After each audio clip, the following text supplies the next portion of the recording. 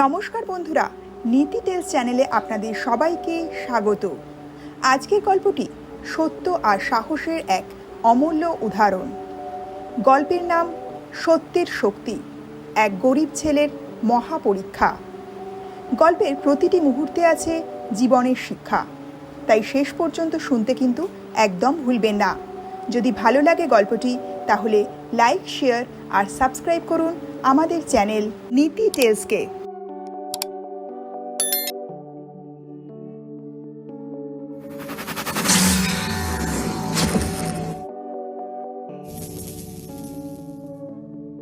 এক দূর গ্রামে বাস করত রঘু নামে এক দরিদ্র ছেলে। বাবা মা নেই, সংসার নেই, খেটে খাওয়া মানুষ। তার জীবনের একটাই মূল মন্ত্র, সত্যের সাথে আপোষ নয়। গ্রামের মানুষরা বলতো রঘুর কাছে মিথ্যা নেই, কিন্তু আজকাল কি শুধু সত্যি দিয়ে বাঁচা যায়? রঘু হেসে বলতো টাকা দিয়ে বড় হওয়া যায়, কিন্তু সত্য দিয়ে মানুষ হওয়া যায়। ঘটনার সূত্রপাত। একদিন রাজ্যের মন্দির থেকে রাজার মূল্যবান রত্ন চুরি হলো।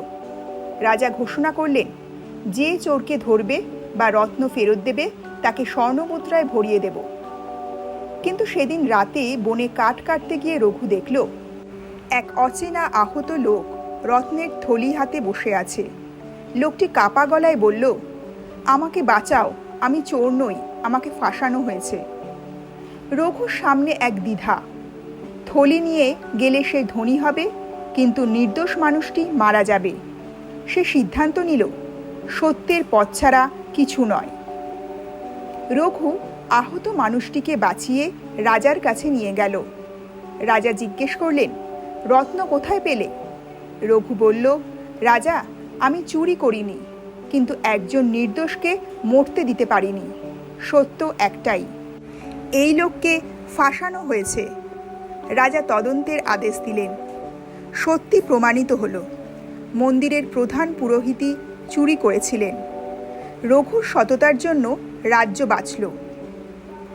রাজা বললেন, রঘু, তুই প্রমাণ করলি সত্যের শক্তি সব থেকে বড়। রঘু পুরস্কার নিয়ে গ্রামের মানুষদের সাহায্য করল।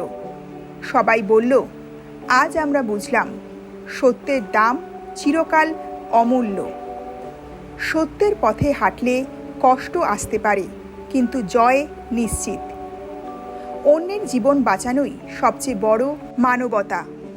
টাকা দিয়ে বড় হওয়া যায়, কিন্তু সত্য দিয়ে মানুষ হওয়া যায়। তাহলে বন্ধুরা, আজকের গল্পটি আপনাদের কেমন লাগলো কমেন্টে আমাদের লিখে জানান। এই ধরনের নীতি গল্প শুনতে চাইলে নীতি টেলস চ্যানেলটি এখনই সাবস্ক্রাইব করুন।